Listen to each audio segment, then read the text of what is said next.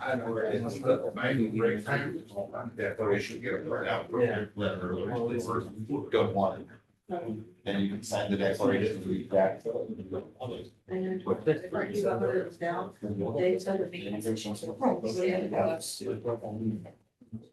If anybody couldn't get into their ICS certs, it was a maintenance issue at FEMA, but it is resolved now, correct? Yes. It is now resolved, so you can go in there and print them out.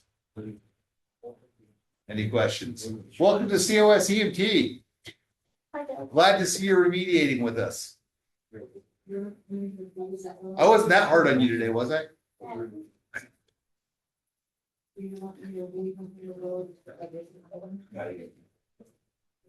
Definitely. Yes. Yeah, you should get them. The hard should come by email. And they were just right here. You should have hit them up. Yeah. You guys didn't remind me. I should ask Kirk for your CPR cards are. No one's gotten them yet? Check the spam folder of your email. Yep. All right. Just a flu shot. And I'll print out the declaration of next time if anyone doesn't want it. And it doesn't want the flu shot, it wants to wear a mask instead. I'm gonna try to print the declarations at break time if everybody reminds me. If not, I'll forget in the 2 hours it takes to get there. All right, are we ready?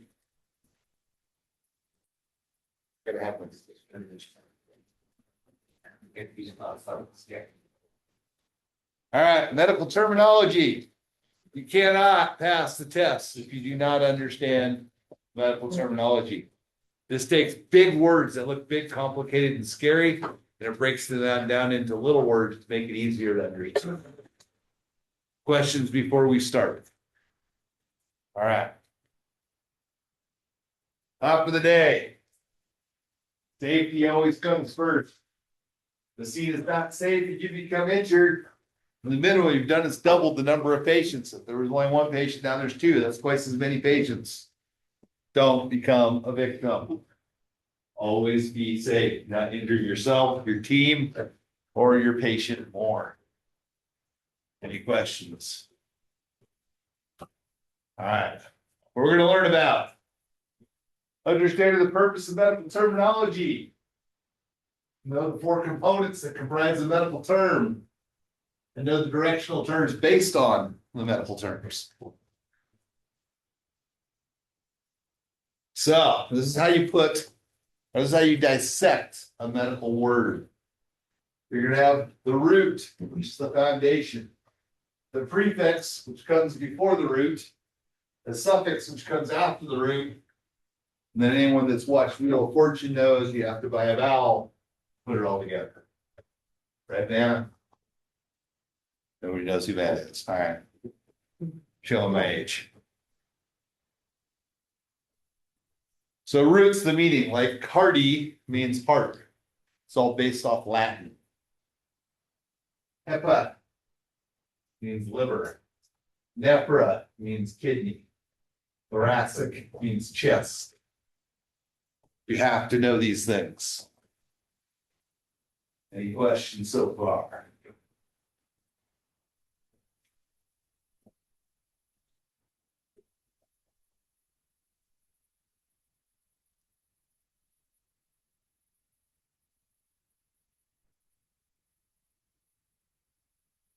All right, prefixes. Hyper means too much. So if you have hypercardia, what would that mean? Too much heart. Hypo means low. Tachy means fast. So if you have tachycardia, what's that mean? That's heart rate, exactly. And bradying means slow, so bradycardia is. Exactly. This makes it so much easier to break them into small pieces. And suffix is ectomy. That's when you're taking it out of something. So if you have a cardioectomy, that means removal of the heart. How can you never hear about that? Because they need it. Itis is inflammation, disease. So hepatitis would be inflammation of the liver. Oma is a tumor, cancer. And patty means disease. So when you put those things together with a combining vowel, you have medical terms. Any questions? All right, let's go over directional terms. You've cut a person up, this is what they look like.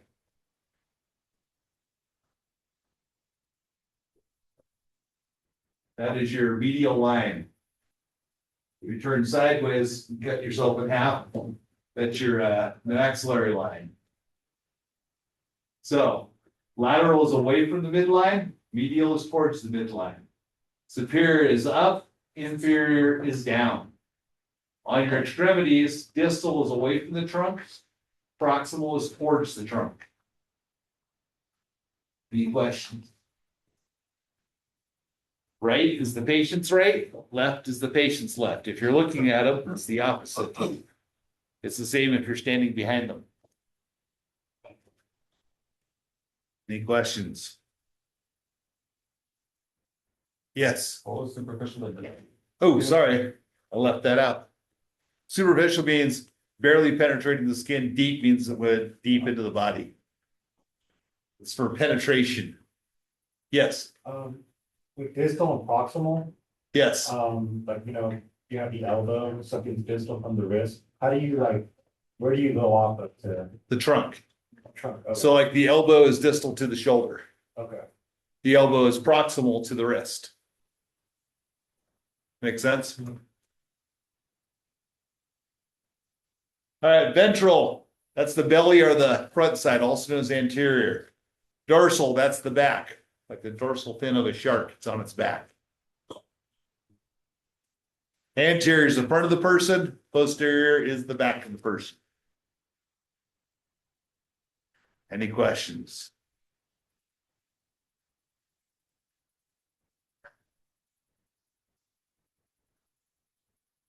Palmar, think the palm of your hand, the palm side of your hand. Plantar is the bottom of the foot because you plant your feet. Think of it that way. Flexation, flex, extension is to extend. Adduction is adding to the body, so it's moving towards the body. Abduction is moving away from the body. Any questions?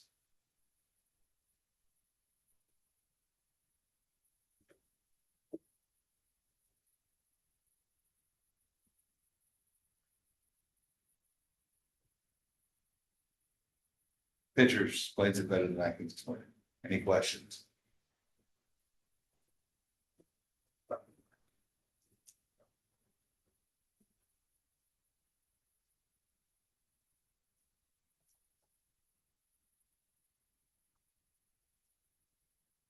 Prone is lying face down. Supine is lying face up. These terms will be on every test. You have to know them.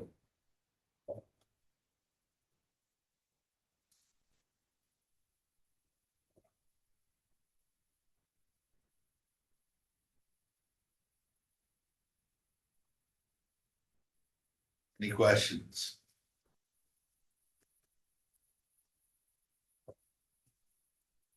Shock position is supine with the feet elevated. Trendelenburg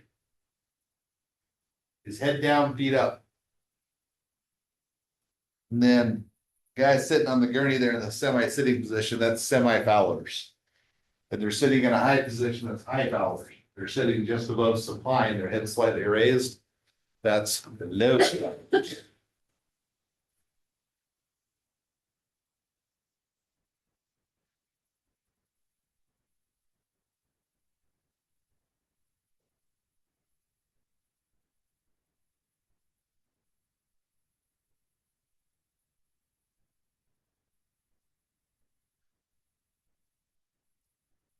Yes, sir. When would you use, like, trying to compare position?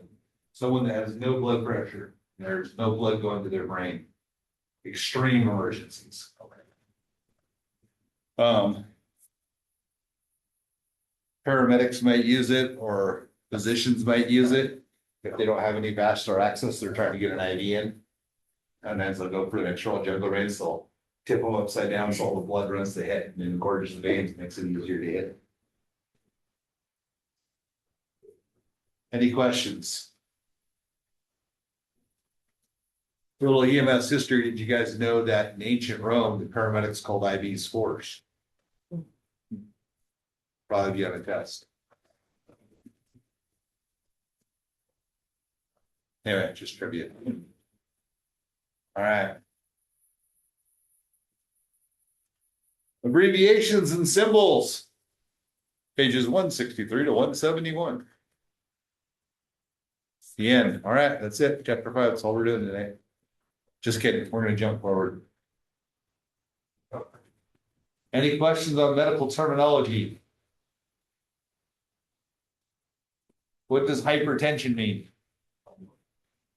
High blood pressure. Yeah, what does hypotension mean? What does hepatitis mean?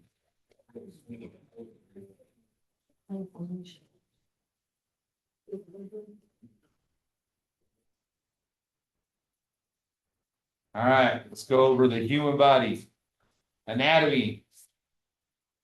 We're going to do a whole semester of anatomy in 45 minutes. You ready? All right, thoughts for the day.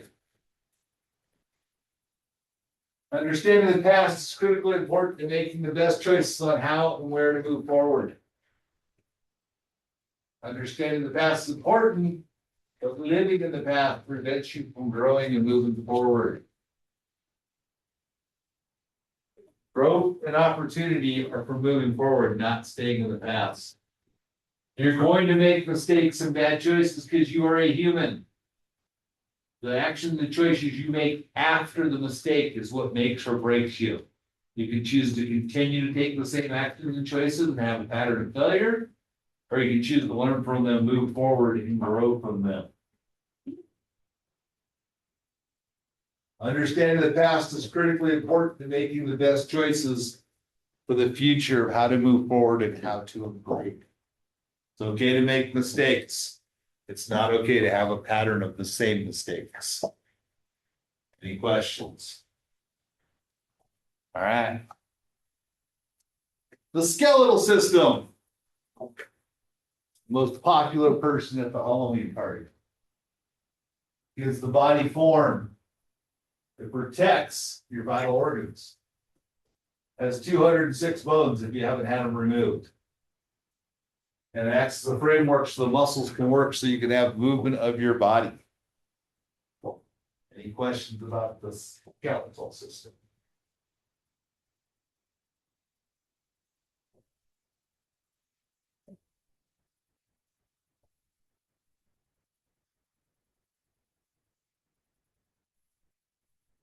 Here's the skull, the living color. It's actually not those colors. You should be reasonably familiar with the anatomy of the skull. Any questions?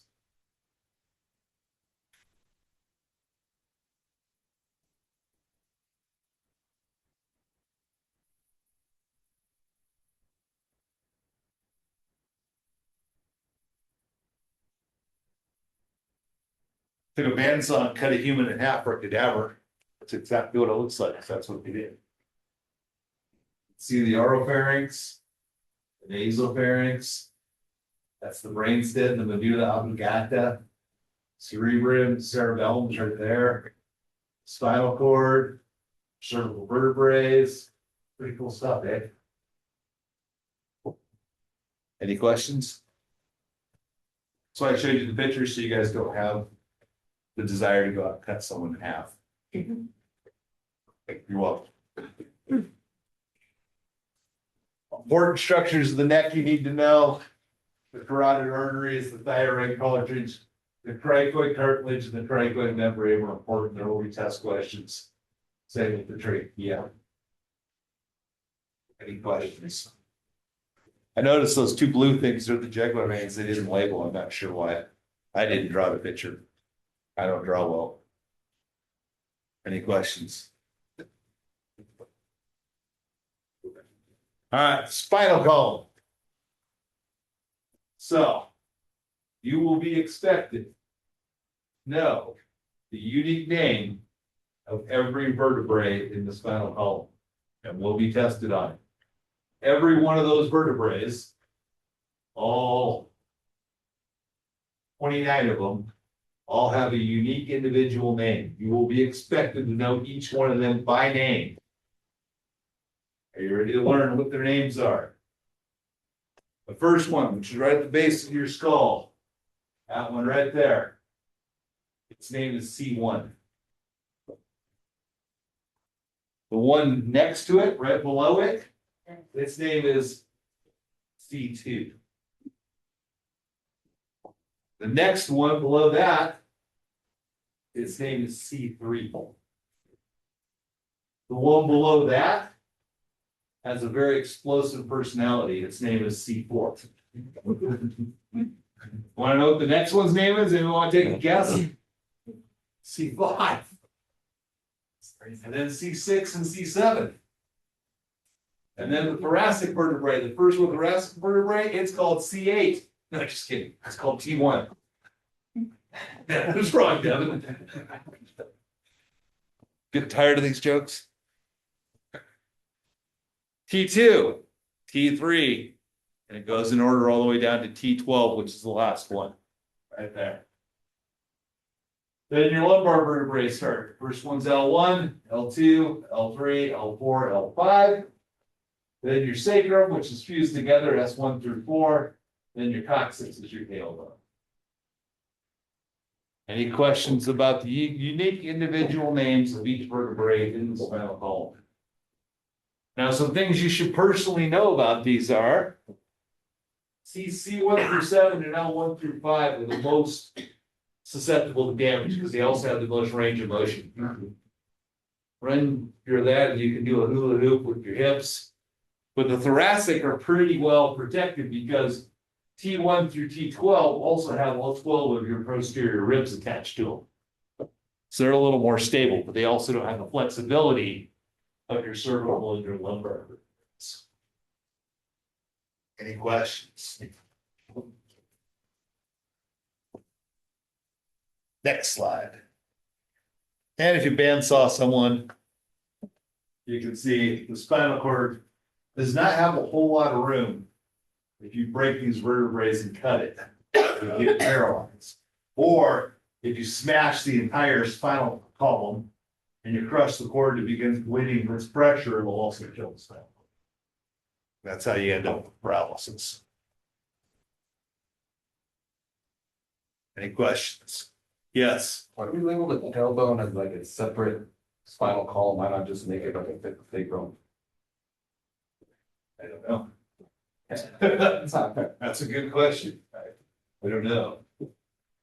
Some pathophysiologist or it's an anatomy professor at anatomy, thank you. Professor made those decisions. I don't know the reason why. Yes. For the thoracic column, did you say that if I went to T1 to T11? You went to T12. Okay, awesome. Any questions?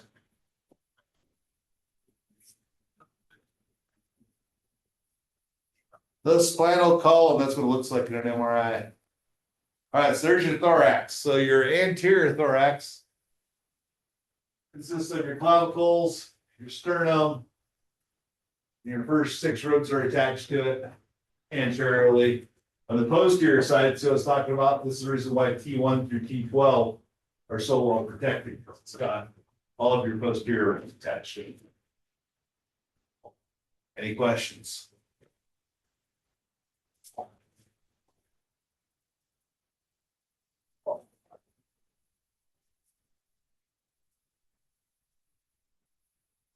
All right, let's talk about the abdomen. So, the diaphragm, so everything above the diaphragm is your thoracic cavity. That consists of your heart, your lungs, and your great vessels. Everything below the diaphragm is your abdominal cavity.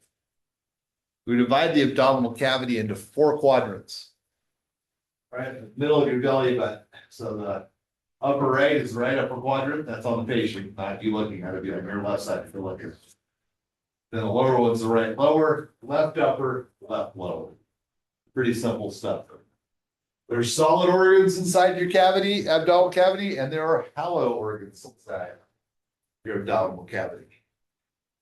Blunt trauma ruptures solid organs, they bleed. You can bleed to death when they rupture. Hollow organs don't generally bleed to death, but they also have a lot of bacteria because they're part of digestion.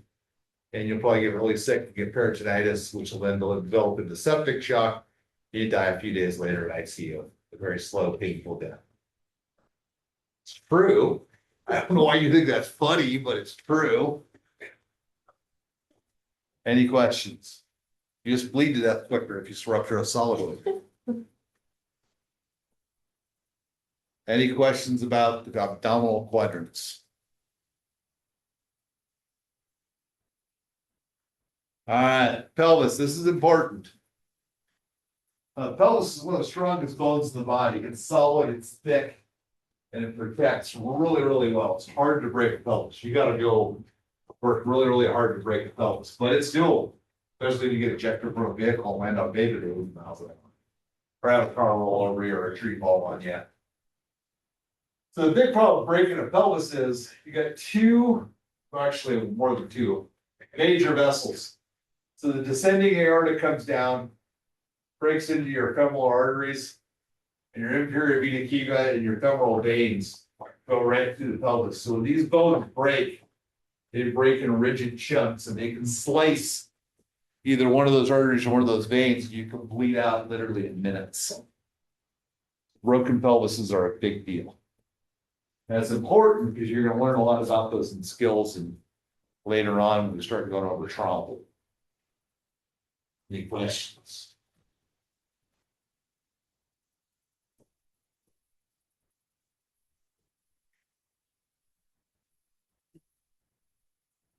All right, let's go to the lower extremity. Everybody knows the song about connected bones.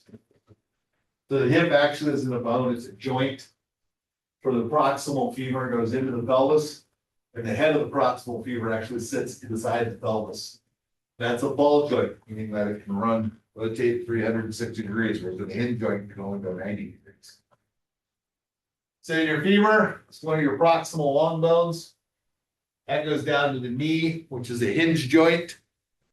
The patella is a bony cap on top of that to keep things from popping out. And then below the knee, distal and inferior, is the fibula and the tibula. No, tibia and the fibula. I've not had enough caffeine. So the tibia is the anterior bone. You can feel it right there. The fibula is the smaller bone posterior to the tibia. And they go down into a cartilage that forms the ankle joint, which is kind of, it's not really a ball joint, it's just kind of, I don't know what you qualify it as. The ankle is just cartilage and stuff that goes into the tarsals, which are your bones inside your foot. Then the metatarsals, which are the bones that go to the end of your foot, and the phalanges, which are also known as toes. Any questions?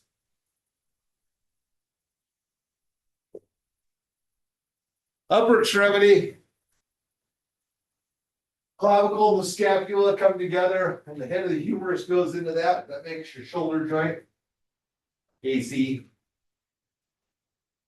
It's a ball joint. Then your humerus, that's your other proximal long bone. So they're very important to know when we get into trauma. Those go down to the elbow, which is a hinge joint. And your radius, that's the radial bone. That's one of the side of the thumb. and your ulna, which is the one that's on the side of your pinky.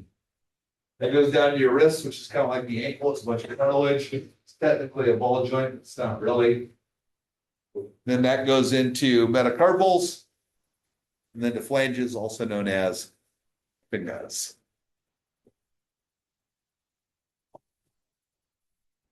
Any questions?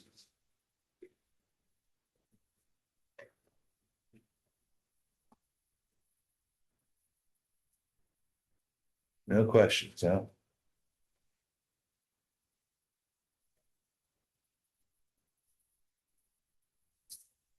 Hey Brian, do you want us to name off if any of it is on the test, the actual name of the wrong part of it, or do you want us to just label what is held in the presentation part of it?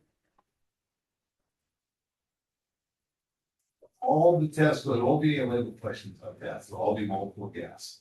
Oh, You just have to know the definitions of it, so you know what the question is asking. okay, That a good answer? Yeah. Cool.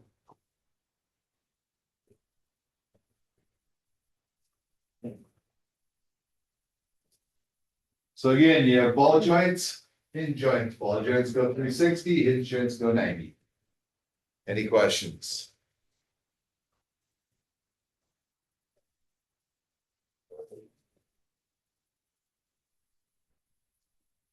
So, again, the musculoskeletal system gives your body shape, protects your internal organs, and provides for movement. The muscle part of it consists of over 600 muscles. Those include skeletal muscles and smooth muscles, and one very special muscle called cardiac muscle, which has automaticity. Any questions? The skeletal muscle, also known as voluntary muscles, they're attached to the bones of your body and give your body movement. They work on voluntary because your brain tells it what to do. Raise your arm, throw a punch, defend yourself, wax on, wax off, take offense. Now, the smooth involuntary muscles, they run on your autonomic nervous system, which means they run on autopilot. That's like your intestines, your esophagus, things like that. There's one muscle, though, that is both voluntary and involuntary. That's that giant dome-shaped muscle called the diaphragm that separates your thoracic cavity and your abdominal cavity. So it runs automatically, breathing, because it helps your breathing process to expand your chest to let air in, then to exhale to let air out. But if you decide to take a deep breath, you can actually use it voluntary also. So it's a voluntary and an involuntary muscle. Any questions? Yes. What's it called again? What's that? What was it called again? I need The diaphragm. Oh.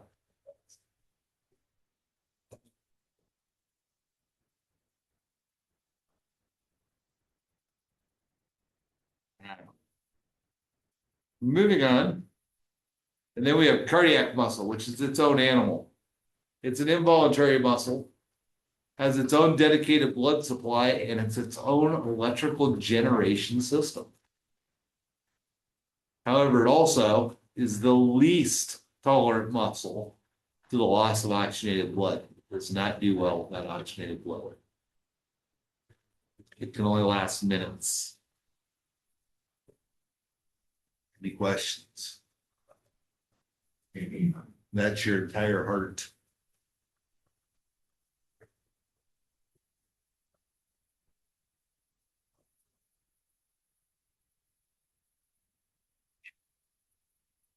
All right, let's move forward to the respiratory system.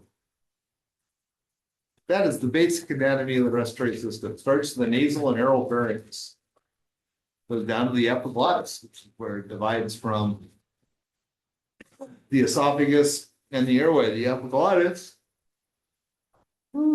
tissue that goes across your airway to keep fluid from water from drinking and food from eating from going into your lungs, which would be very bad. Then goes down through your larynx. Your trachea is below, is inferior to the epiglottis. Breaks off into your bronchial branches, into your bronchioles, and then down to your alveoli, which is where oxygen and carbon dioxide are exchanged. Any questions?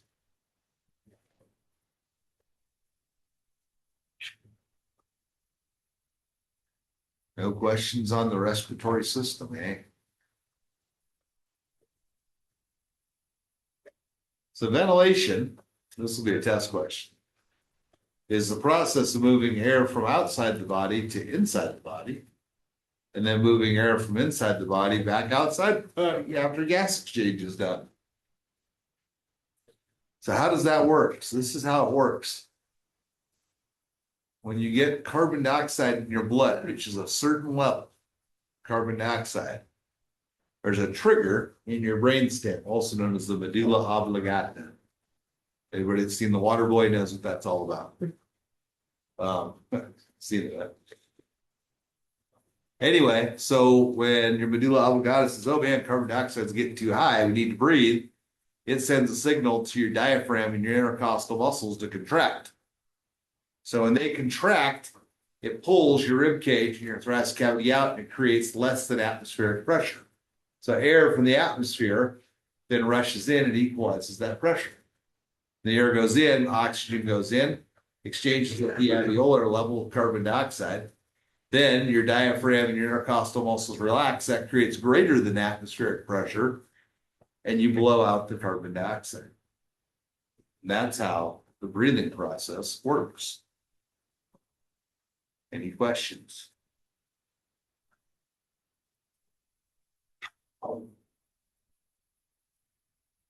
Any questions about the diaphragm?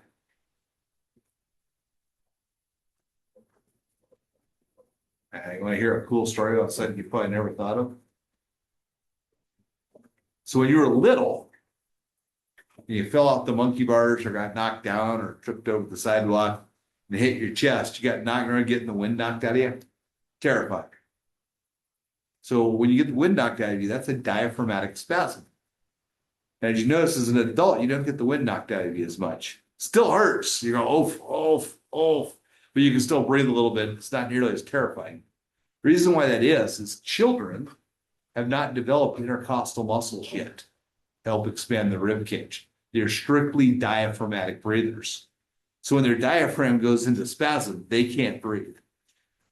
Now, the good news is no one's ever died from the wind knocked out of them. Eventually enough carbon dioxide builds up that the diaphragm stops spasming and it relaxes. Or smart kids raise their hands up when they stretch their diaphragm and stop spasming. But that's the reason why you get the wind knocked out. It's diaphragmatic spasm. But as an adult, you still have your intercostal muscles. You just feel like you can't get enough air, but you're actually still getting a little bit of air. So it's not as bad as when you were a child. Any questions? That won't be on the test. It's just kind of cool trivia. All right. I already told you about that. Any questions?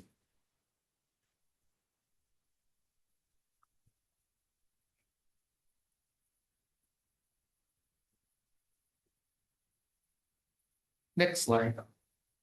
I already told you about that too. Any questions?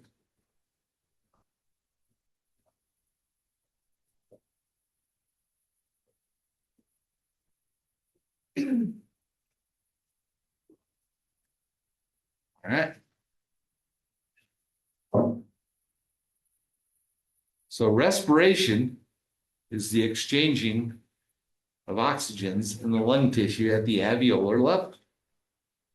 Now here's something we hope you'll really like.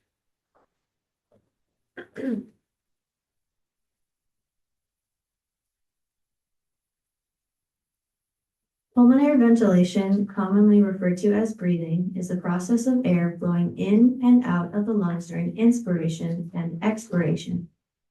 The air movements are governed by the principles of gas laws. Basically, air flows from higher to lower pressure. Pressure within a cavity increases when its volume decreases, and vice versa.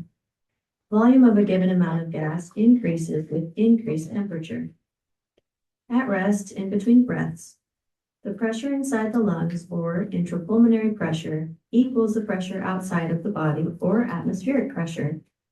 When discussing respiratory pressures, this is generally referred to as a relative pressure of zero, This is because what matters is the difference between the two pressures, not their absolute values.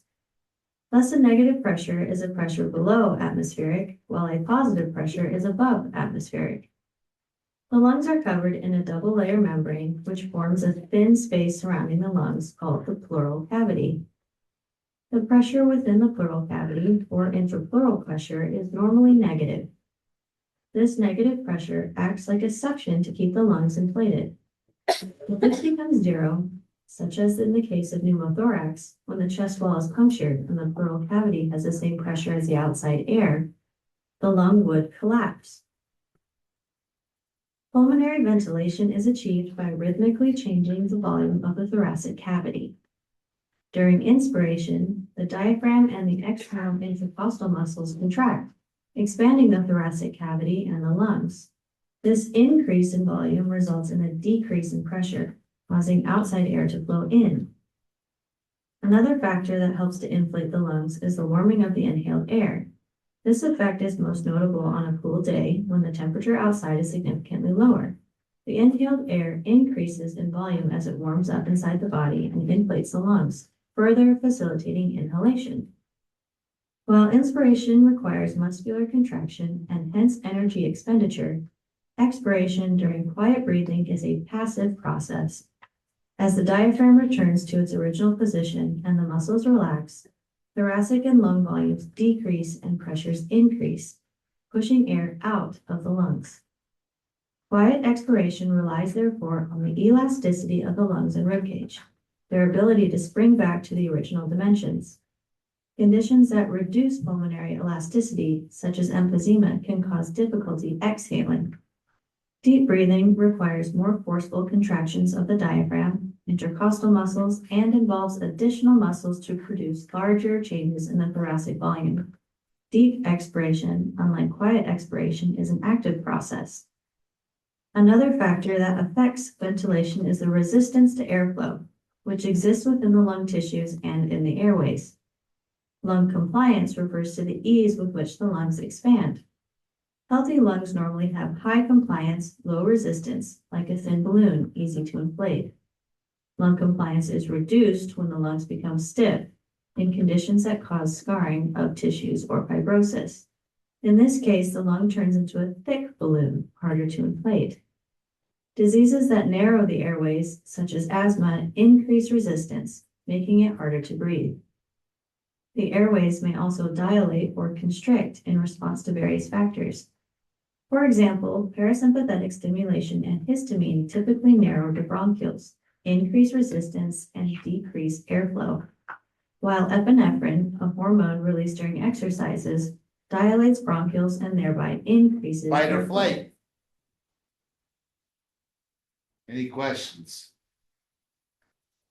All right, so air-rich oxygen gets in, goes all the way down to the little tiny alveoli, or little tiny sacs, and they're so tiny, only one red blood cell at a time can get through it.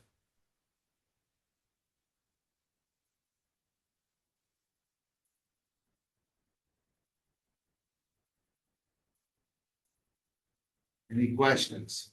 So it grabs the oxygen atom and changes it for a carbon dioxide atom, which is CO2.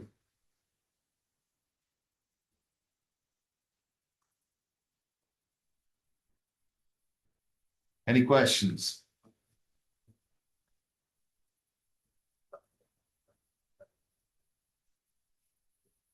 So the medulla oblongata in your brainstem, that runs the carbon dioxide, tells you when to breathe. Now, for people that have wrecked their airway system in their lungs with cigarettes and tobacco or coal mining or disease, chronic obstructive pulmonary disease, which is a catch-all for a lot of diseases, the carbon dioxide drive doesn't work anymore because they don't exchange enough gas to get the carbon dioxide out, so it's always a high level of carbon dioxide. So they fall upon a backup system, which is called a hypoxic drive. So hypoxia is a vocabulary word you have to know. You will not pass this class if you don't know it. There's endless test questions about hypoxia and hypoxic. Hypoxia means too low of oxygen level in the blood. So your hypoxic drive is your backup system. So that's when the oxygen level gets too low, then it will actually trigger you to breathe. Now, why is that important for you to know as an EMT? Well, because you can give oxygen. So if you have someone that's only working on the hypoxic drive and you have them on too high of a flow of oxygen for too long, it wipes out their hypoxic drive. So they don't have a hypoxic drive and they don't have a carbon dioxide drive. What happens? They're suffocating. They don't breathe. Yeah. So then what would you do? Nobody?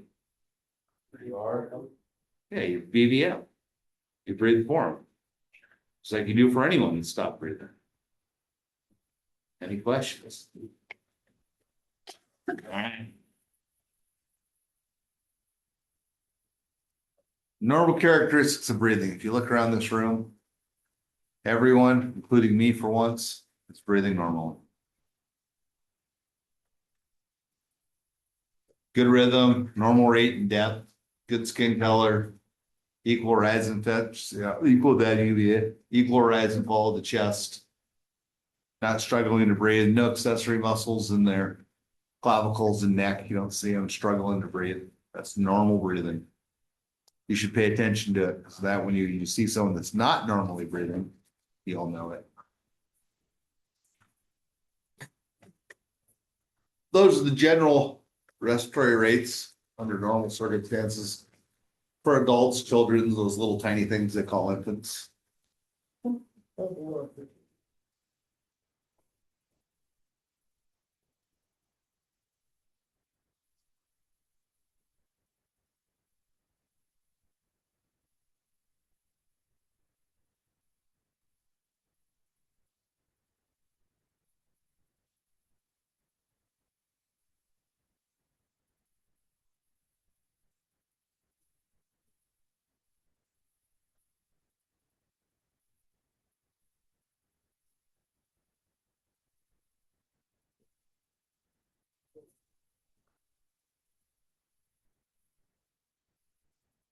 Any questions?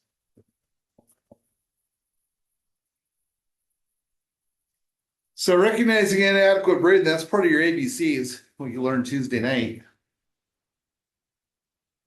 So what's not adequate? They have irregular, too fast, too slow, labor breathing. They're obviously struggling to breathe.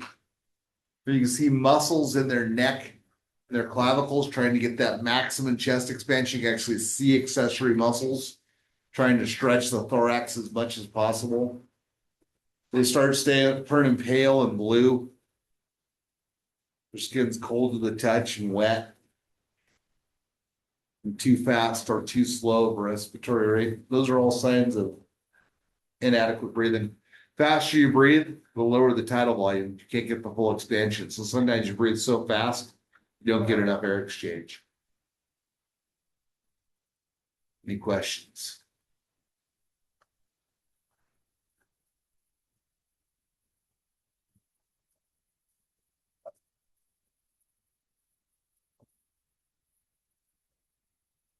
So we should probably talk about kids and babies. Anybody ever see the cartoons Charlie Brown, Peanuts, Snoopy? Did you know those are anatomically correct drawings? Kids have giant heads compared to their body. They really do. Like big little bobbleheads. And they got really scrawny little necks. So they have horrific airway problems. So couple of big problems with pediatric airways, children and babies. So first of all, their head proportionally is twice the size it should be compared to the body until they grow into it. Just the way it is. I didn't make it that way. And their airways, they have very little cartilage in their ribs or in their neck. You can actually take a kid, you can pinch their airway right off. Don't do that. You can't.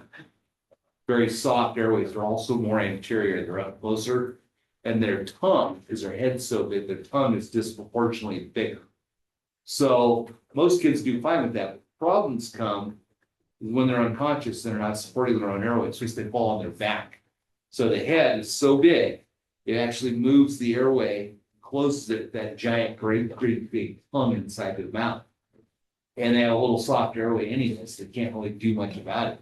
So when a kid goes unconscious or is severely altered, the chances of them shutting off their airway becoming naturally occluded is like 10 times greater than an adult. The same thing when they get a respiratory virus and they're sick. Adults, so well, thank you for demonstrating that. Adults have rib cages that are calcified and the cartilage is calcified and their cricoid cartilage is calcified.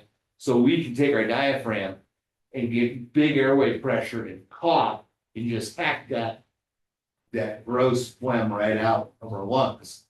And then we can actually have better gas exchange. Kids don't have that. One, they don't have intercostal muscles. Two, the rib cages haven't calcified yet. They're soft and they're pliable, just like their airways are. So they can't get those airway pressures to hack stuff out. So that's why things like respiratory syncytial virus, RSV, the common cold and flu are so deadly for children. They can't make those airway pressures. Then to make it worse, they're lying in bed because they're so weak, because they're so sick, and their head's not adjusted properly. Now you compromise their little tiny weak airway to begin with your giant great big head. Any questions? So that's kind of a good drawing, but not really. It doesn't really show you the disproportion. So if you have a child that's unconscious, the first thing you guys need to do is put towels or padding behind their shoulders. And what that'll do is it'll elevate their airway so that it gets in line instead of being like this. Does that make sense? From what age are you not considering them a child anymore? When they've grown out of it, it's not usually an age, it's size. When they start hitting puberty, When they're leveling out, they're.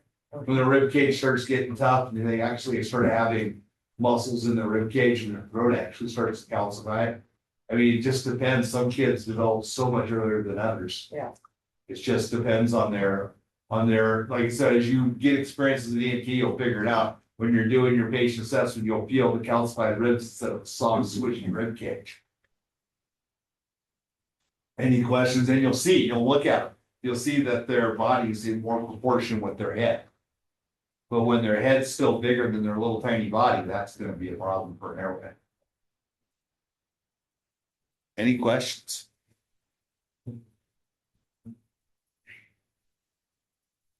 So those of you that don't have your chapters done for your practice test, you're gonna be answering questions at the end of the night. This is one of my favorite ones. So that is the path a red blood cell takes through your body.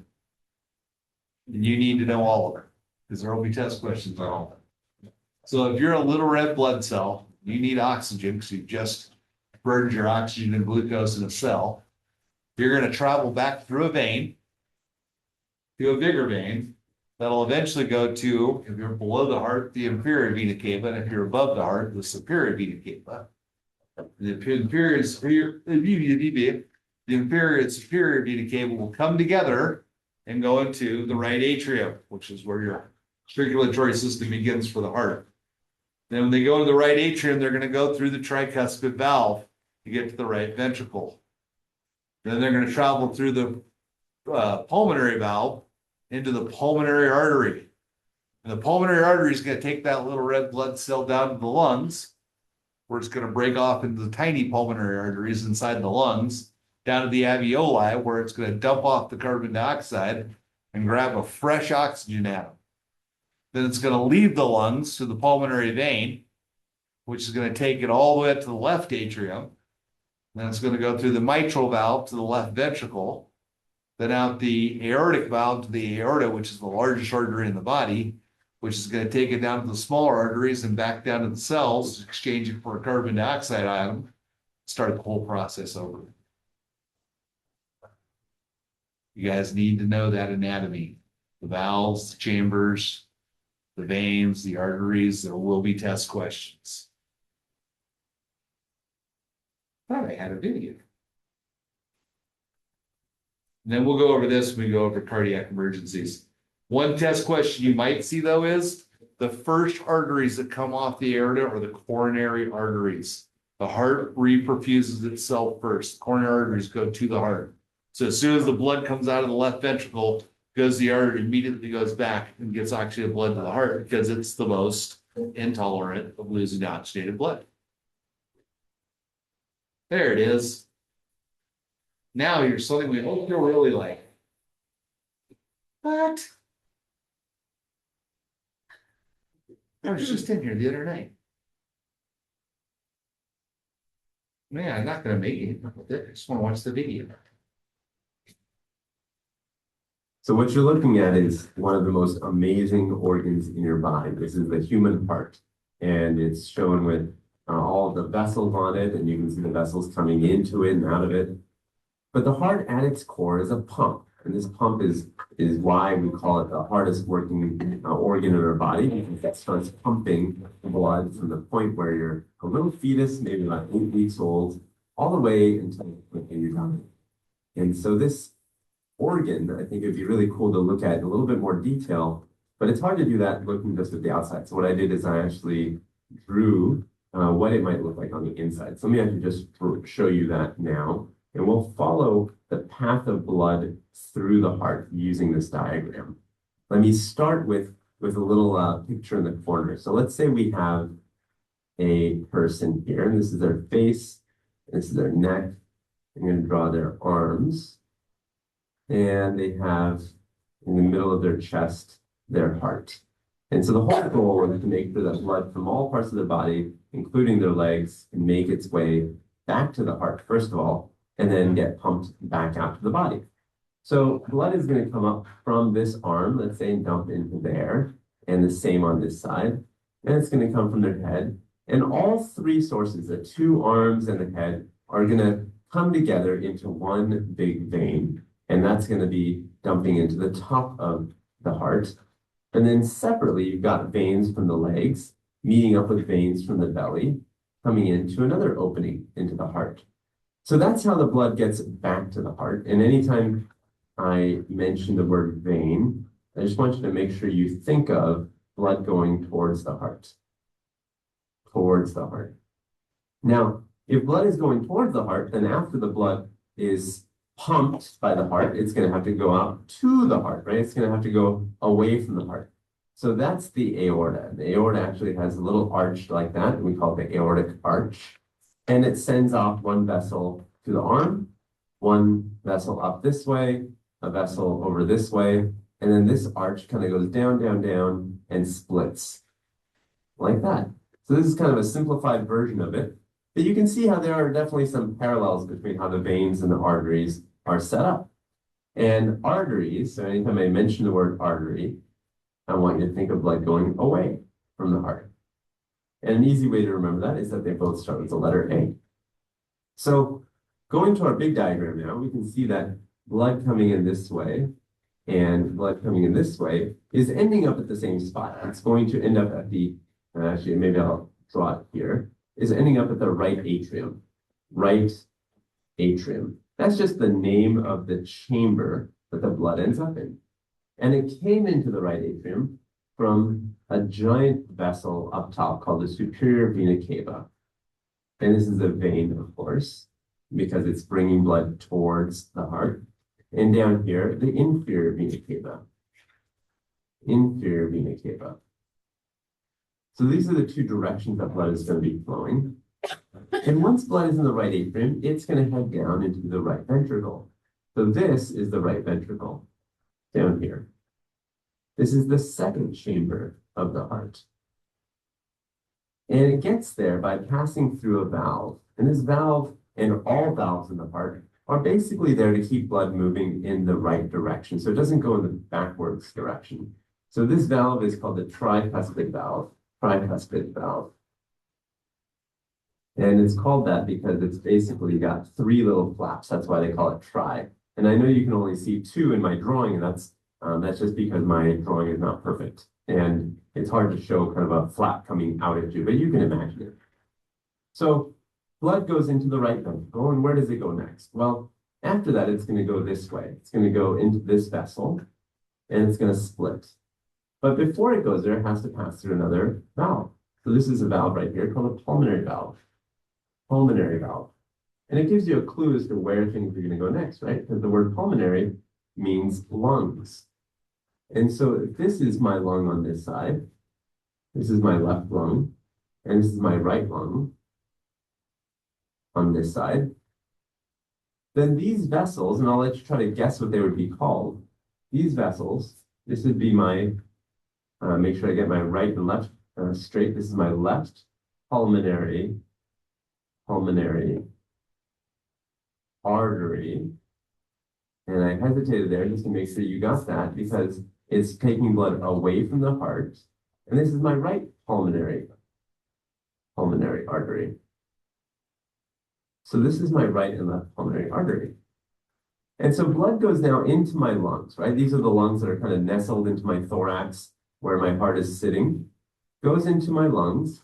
And remember, this blood is blue. Why is it blue? Well, it's blue because it doesn't have very much oxygen. And so one thing that I need to pick up is oxygen. And so that's one thing that the lungs are going to help me pick up. And I'm going to write O2 for oxygen. And it's also blue, and that reminds us that it's full of carbon dioxide. It's full of waste because it's coming from the body, right? The body's made a lot of carbon dioxide that it's trying to get rid of. So in the lungs, you get rid of your carbon dioxide and you pick up oxygen. So that's why I switch at this point from a blue colored vessel to a red colored vessel. So now blood comes back in this way and dumps into this chamber. So what is that? This is our left atrium. So just like our right atrium, we have one on the left. And it goes down into, and you can probably guess what this one is called. It's our left ventricle. So just like before, where it went from the right atrium to the right ventricle, now we're going from the left atrium to the left ventricle. And it passes through a valve here, right? So this valve is called the mitral valve. And its job is, of course, to make sure that blood does not go from the left ventricle back to the left atrium by accident. It wants to make sure that there's forward flow. And then the final valve, and I have to find a nice spot to write it, maybe right here. This final valve that it passes through is called the aortic valve. And the aortic valve is going to be what divides the left ventricle from this giant vessel that we talked about earlier. And this is, of course, the aorta. This is my aorta. So now blood is going to go through the aorta to the rest of the body. So you can see how blood now flows from the body into the four chambers. First into the right atrium. This is chamber number 1. And then it goes into the right ventricle. This is chamber number 2. It goes to the lungs and then back out to the left atrium. So this is chamber number 3, and then the left ventricle. And this happens every moment of every day. Every time you hear your heart beating, this process is going on. Pretty cool. Any questions? So some things you need to know about this. All arteries take blood away from the heart. All veins take blood to the heart. But what's special about the pulmonary artery is it is the only artery that carries deoxygenated blood. Because it's taking it from the right side of the heart to the lungs. And the pulmonary vein is the only vein in the body that carries oxygenated blood because it's carrying it from the lungs back to the left atrium to get pumped out to the body. And there will be test questions. Any questions? Pretty much. So we're going to go over the conduction system of the automaticity of the cardiac muscle in great detail when we do cardiac emergencies after midterm. But there won't be any test questions on that. The SA node is your pacemaker. The AV node distributes the signal. The signal from Purkinje fibers is what makes your ventricles actually beat. We got some really cool stuff to show you on that. We're going to take like a whole Saturday and do it. There's your normal heartbeat range. Anything below 60 is bradycardia. So it's too slow of a heartbeat. Everything 100 and above is tachycardia. You should be familiar with those ranges.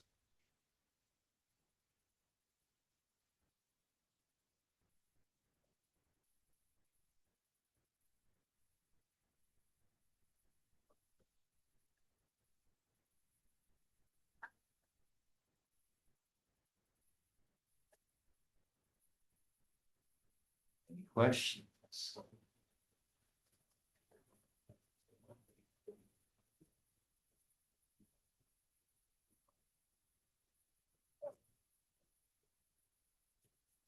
So your major arteries in your body, your aorta is the biggest artery.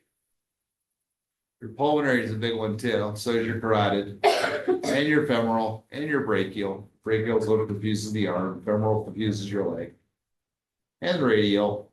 Big veins are superior and inferior vena cava. The superior vena cava comes from above the heart and drains into the right ventricle or right atrium. Inferior vena cava takes everything from below the heart, puts it into the right atrium. Then, of course, your pulmonary artery and pulmonary vein, we already went over. Any questions?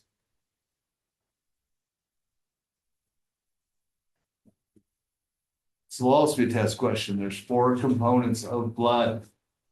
Plasma, which is the liquid. Red blood cells, which carry the oxygen and the nutrients. White blood cells, which fight infections. And then platelets, which repair damaged vessel walls. So it gives you clotting factor so you don't bleed to death when you become injured.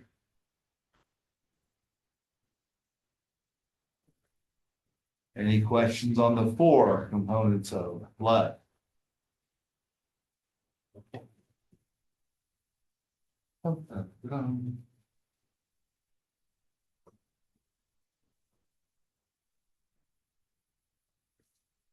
So, pulses. Very important thing for you to know about as an EMT because you have to check pulses constantly to take blood pressures, make sure someone's alive. But what is a pulse? So a pulse is a wave of blood going through the artery after the left ventricle. The left ventricle contracts and the aortic valve opens. It goes like a wave of blood being propelled out from the left ventricle. So you can only feel the pulse when you're putting pressure against an artery, against a raging surface. That's how you feel a pulse. Now, why it's important to know that is so you know where and how to check pulse. That's why the radial pulse is so easy. It's right on the surface of the skin, right up against the radial bone. So it's real easy to take it. Carotid pulse, you're pushing it right up against the cartilage structures of your trachea. That's why, though, on children, we don't take carotid pulses. Why? Because they don't have that rigid cartilage. Remember, they got those little soft, weak airways. So that's why in children, we go for a brachial.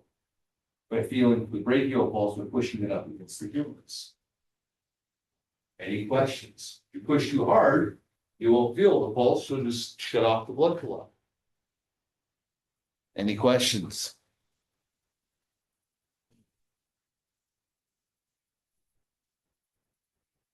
So blood pressure, which is felt by, which is measured by hearing the pulse under pressure. So your systolic pressure is when the left ventricle is contracted, like a flowing pressure in a hydrant system. This is the force being exerted against the walls of the artery when the left ventricle contracts and the aortic valve opens. The diastolic pressure is when the left ventricle is at rest. That's your resting pressure, or in a fire hydrant system, static pressure versus flowing pressure. Any questions?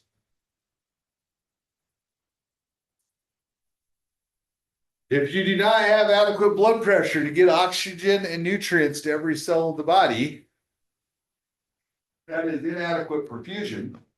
The definition of inadequate perfusion is called shock. That's what shock is.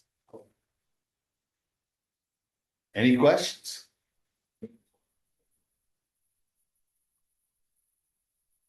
All right, the nervous system. No questions on the circulatory system.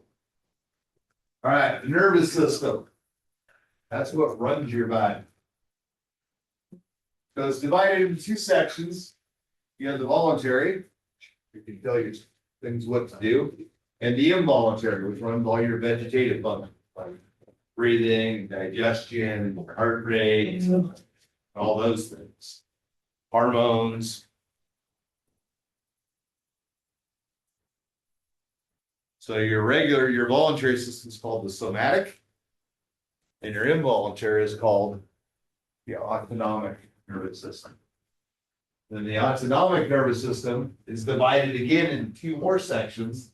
The sympathetic, which is your fight or flight, that we've talked about, and your parasympathetic, which is all your vegetative functions, like digestion, heartbeat, heart rate, respiratory, all those things.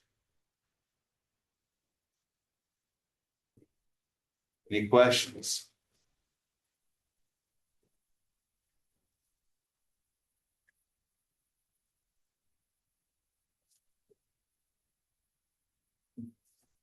So your central nervous system consists of your brain and your spinal cord. All the nerves that come off of your spinal cord are your peripheral nervous system. There will be test questions. There's your brain. There's your medulla oblongata. There's your cerebellum, your cerebrum, and your spinal cord. That is the entire anatomy of your central nervous system.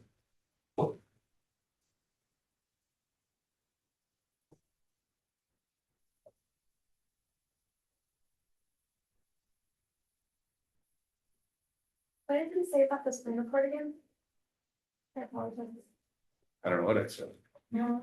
As its central nervous system comprises of the brain and the spinal cord. You got your cerebellum is part of your brain, your cerebrum is part of your brain.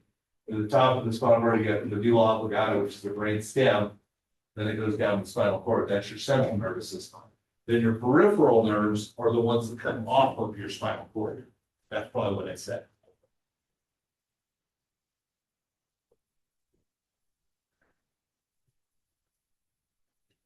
Kind of instructor.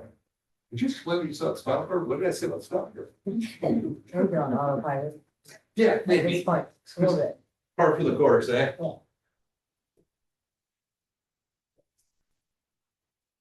Any questions? No questions. All right. There's your peripheral nervous system. Everything that comes off of the spinal cord. That includes sensory nerves, motor nerves. Your sensory nerves is what you feel, sends a signal to the brain. Motor nerves is when your brain sends a signal back out. Sensory nerves are input, motor nerves are output. However, lucky for us, we have what's called arc reflexes. Like if you do something really stupid, like stick your hand into a fire, it'll automatically pull back. It doesn't have to go to the brain, the arc reflex will pull back immediately. Or to go outside at break time, start a campfire, but we stick your hand in and see. Just kidding, we're not doing.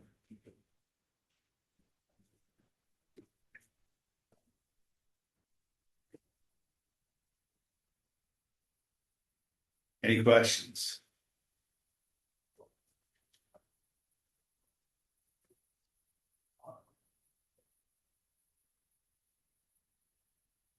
Pretty much what I already said. Any questions on that? Sensory nerves are input, motor nerves are output.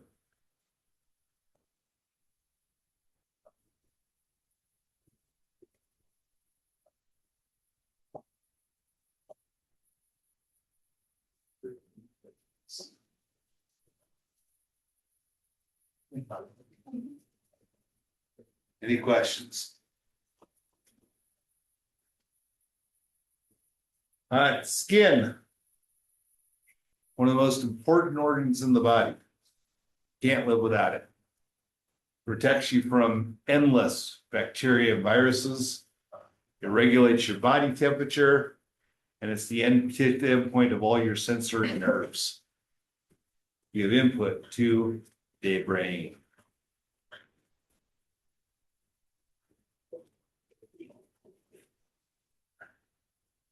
Any questions? Any questions? Any questions?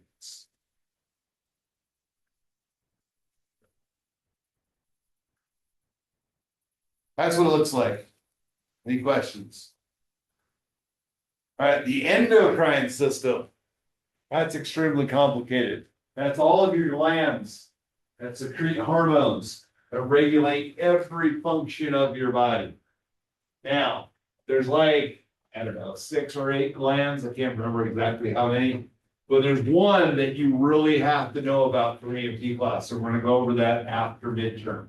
And that is the pancreas. Because it's a very important hormone that EMTs have to deal with when things go wrong all the time, and that is insulin. And we're gonna dedicate an entire slideshow just to that. Gives you something to look forward to. Any questions?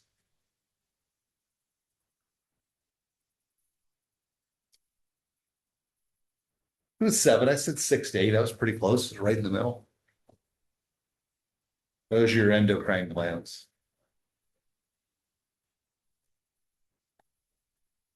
Any questions?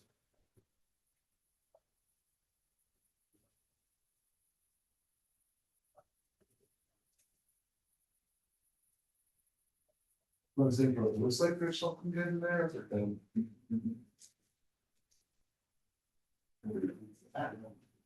Probably so. Any questions?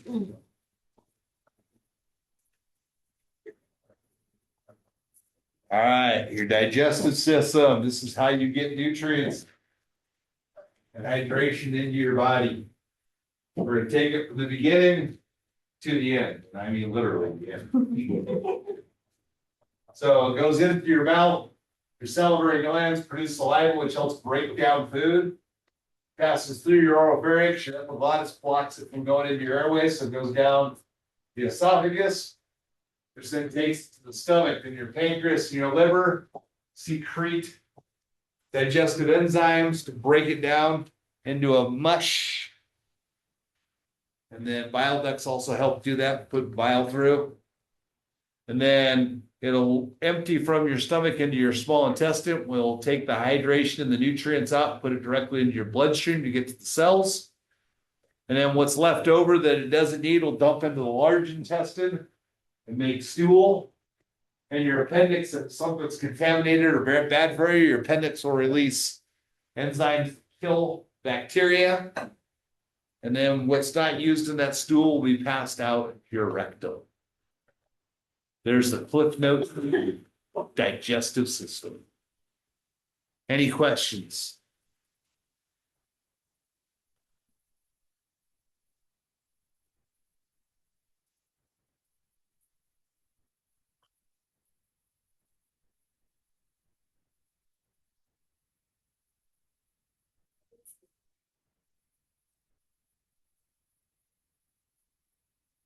Any questions?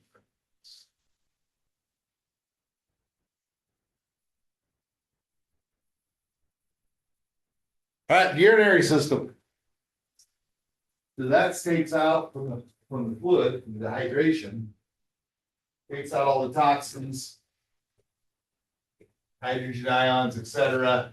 Processes them in the kidney, sends the waste down the ureters, the bladder. When it stores it, when the bladder gets full, goes down to your urethra and voids out. A product also known as urine. Often mistaken for getting into a club and someone says you're in. Any questions?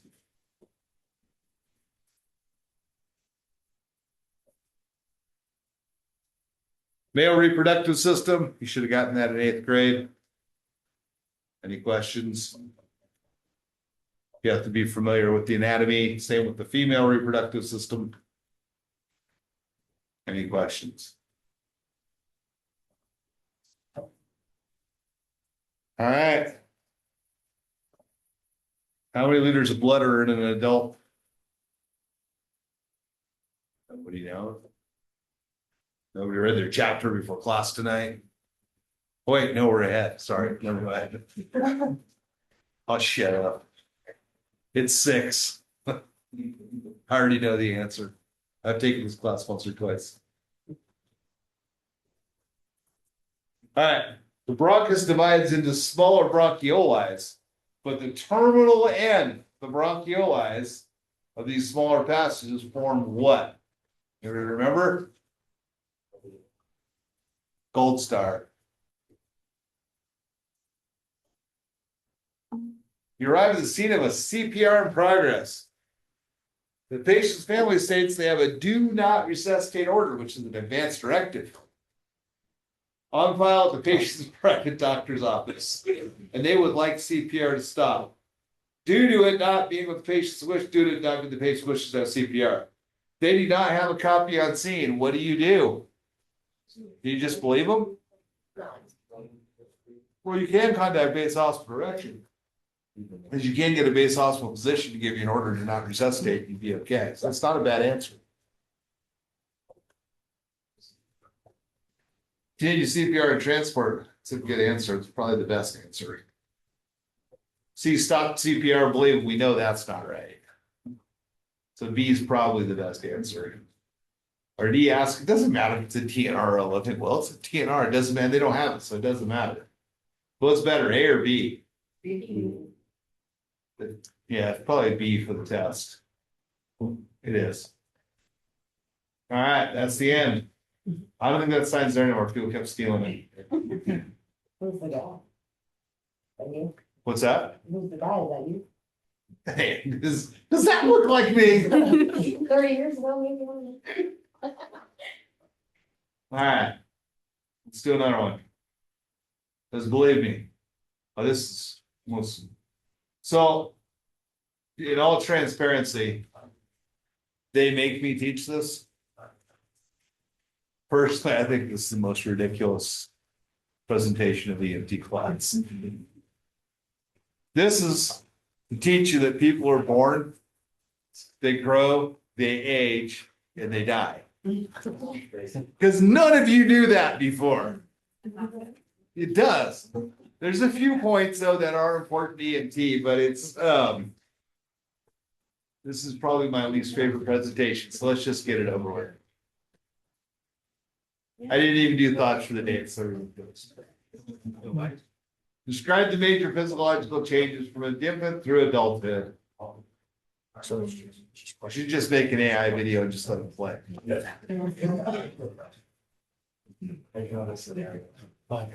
So infants are age 1 month to 1 year. They develop quickly.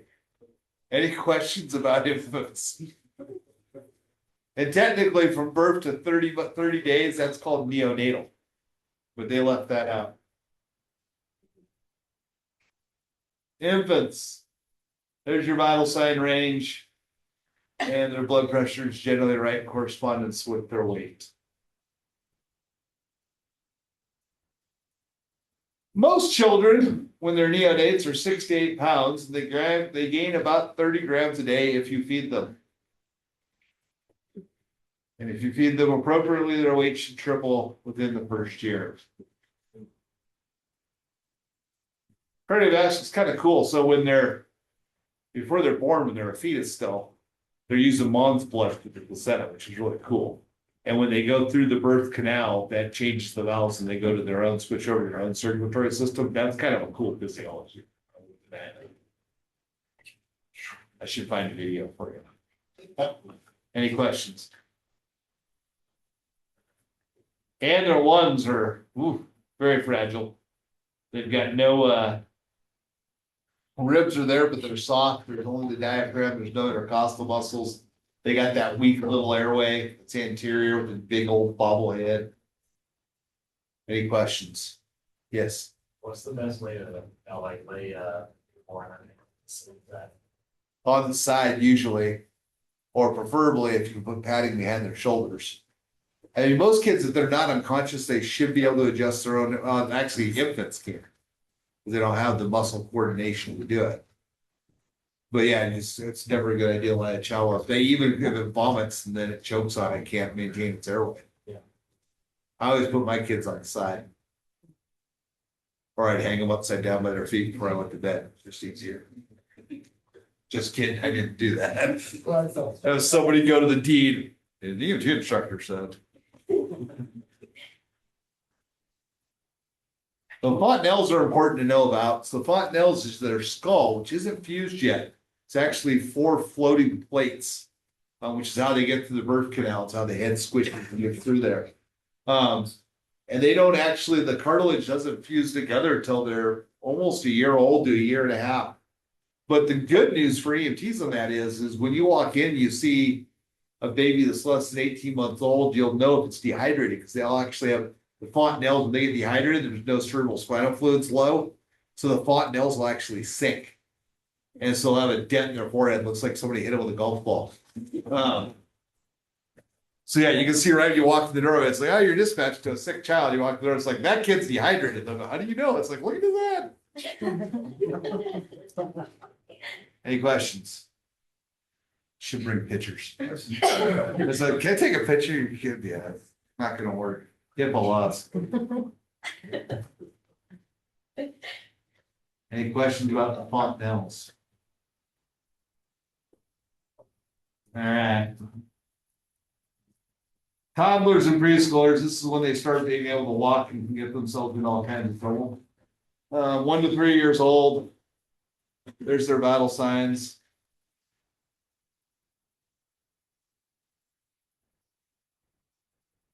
I mean, the look on that kid's face, he just looks like he's looking for trouble. I'm gonna go take all the dishes out of the cabinet and throw them everywhere.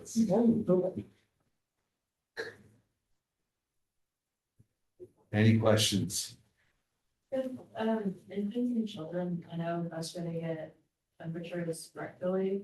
Is that something that we do with that? No, we don't do that. It doesn't matter to us. We're not, so the reason why is because we're not gonna treat that. You know, a doctor's office or a hospital, that's important because they're gonna be doing, you know, medications and IVs. We're just not gonna do that in the field. We'll just use, I can't think of the name of it, one of the ears or certain skins, what we usually use. And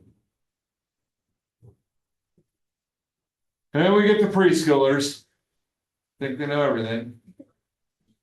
As example by the smart aleck look on her face. 3 to 6 years old, vital signs start leveling out. They become harder to catch when they start running around, get into more things. Start talking and saying things they shouldn't, repeating their parents, the most inopportune times. Any questions?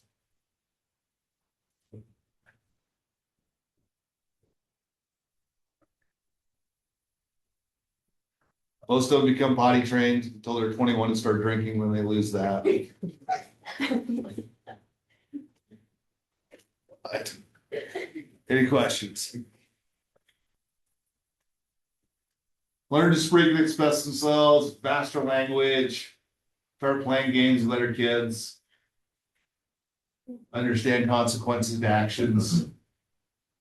Any questions?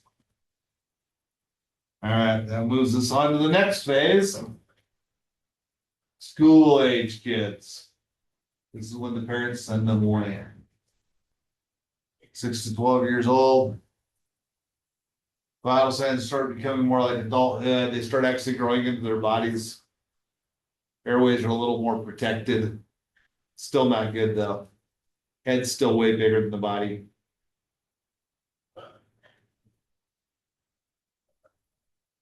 Should have Charlie Brown music playing backwards for the piano. I think that would enhance the slideshow and make it a little more interesting. Any questions about school age kids?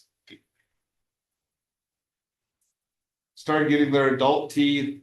Tooth fairy starts going out of business. Start growing brain and both hemispheres start working. They start getting more coordination.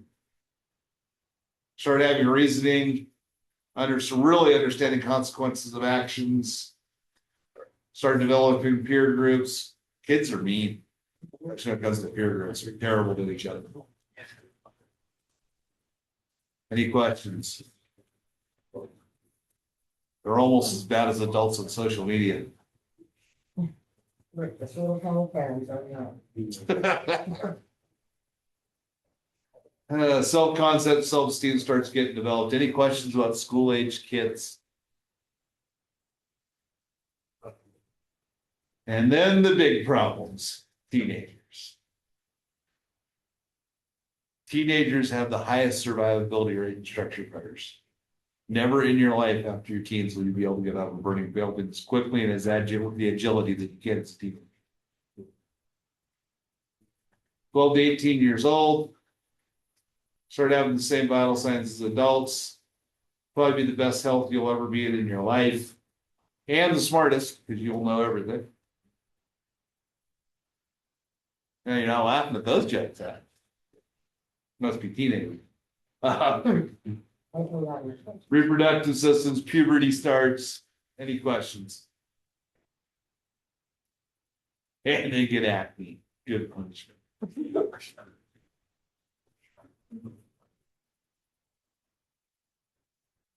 Privacy is an issue, self-conscious increases. Any questions? Anti-social behavior, yeah, no kidding. And they start experimenting, start doing, crazy wild stuff, smoking, drug use, sex. Any questions about teenagers? Put them together in groups, you got big problems. And then early adults, you have to get out, get a job, become responsible, go to college. Not much to say about them. Any questions?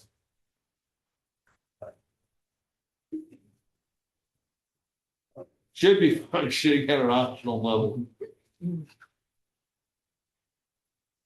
Start having kids of their own. Payback. Any questions? And then you get old and fat. And tired. Drink multiple EMT drink or multiple EMT drinks. Multiple energy drinks just to get their EMT class. No more Pepsi ones. They ruined Pepsi Max. And then Pepsi Max.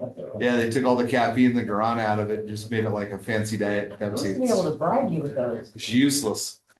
Now I drink 100 milligram protein waters 4 or 5 times a day. Oh, And Red Bulls. yeah, there you go. Yeah, no, I'm highly disappointed in Pepsi. I sent them multiple letters and they sent me multiple things back, so they didn't give 2 shits what I thought. Yeah, no serious problem. So they were sorry that I was disappointed in their new marketing. Huh. Too bad, so sad, basically. Any questions about being middle-aged? Start losing your vision, your hearing, cancer increases, diabetes, hypertension. Any questions? It's a blast. Start focusing on achieving life goals. You should have been doing that as a young adult. I don't know why you wait till middle age. Become empty nesters as the kids are now doing their own thing. I don't know anything about spiritual reserve, but I think physical, emotional, and spiritual issues. Any questions? And then you got old people, also as geriatrics.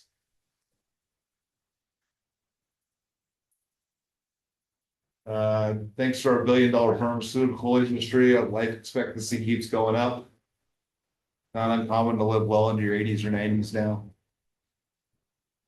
I'm so old when I first started this, if you were over 80 years old and broke a hip, you were toast in 30 days, non-survivable. Nowadays, those people are home playing golf less than a week. Any questions? All right, we're almost through this. Vital signs in geriatrics, we're gonna do a whole chapter on it because, yeah, there's endless problems in pharmaceuticals and just big problems with becoming geriatric. However, it does drive the EMS industry. If it was for geriatrics, we would not have a job, so be nice to them. Any questions? They fall a lot. They also don't see well or hear well. They start losing the sensory nerves, don't work as well.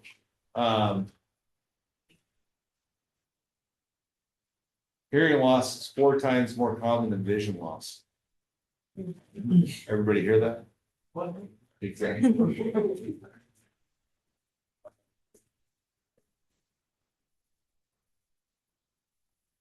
Until about 5 years before death, most people retain high brain function. That means I'm going to be gone in less than 5 years.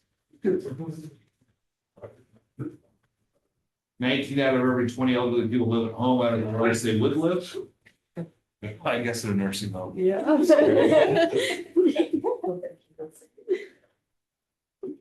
My brain's just not functioning today.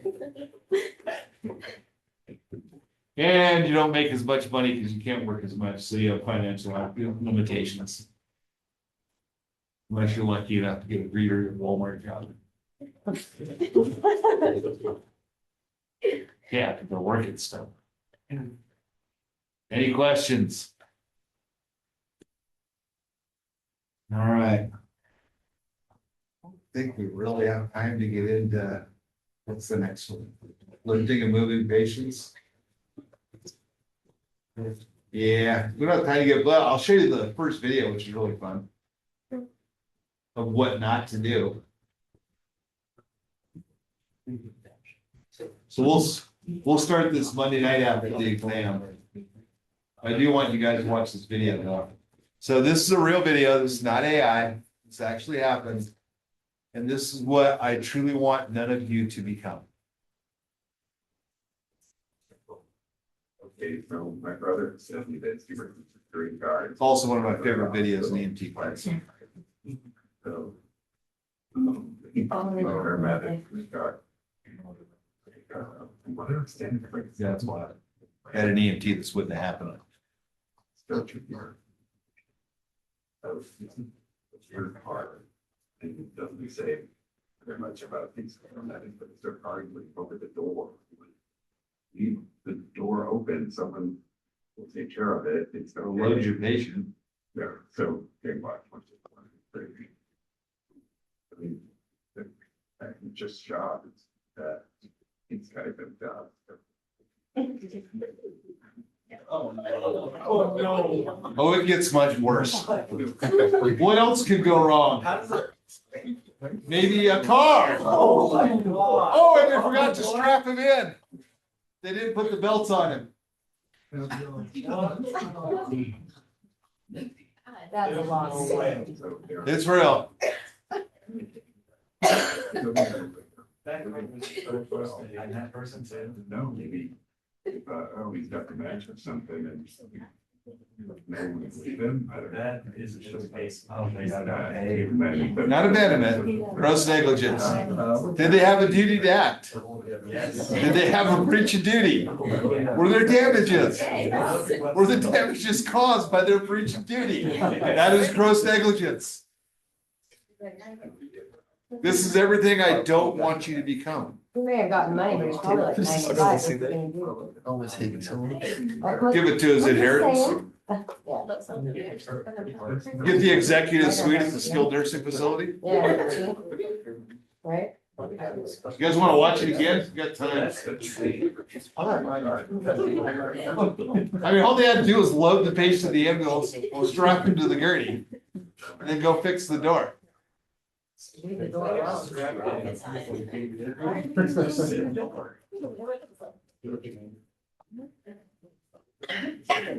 They're smart. Doesn't say very much about these kind of, but they're arguing over the door. The door open, someone. That's not how you're told. This is obviously slow, but as soon as you let go. It's not. You can't tell anything downhill. The more you see in emergency medical services, fire service, and law enforcement, the more terrified you're gonna get. There he goes. I mean, he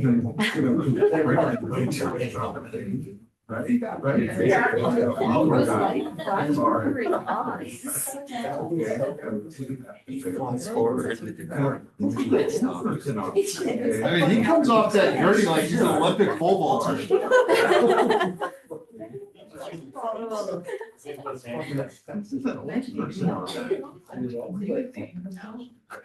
That's when they're fight or flight.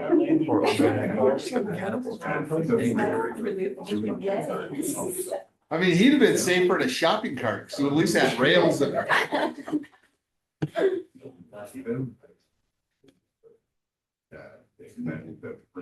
Car was going pretty fast. All right, why don't you guys go to break? Be back at 8 o'clock, ready to go into skills.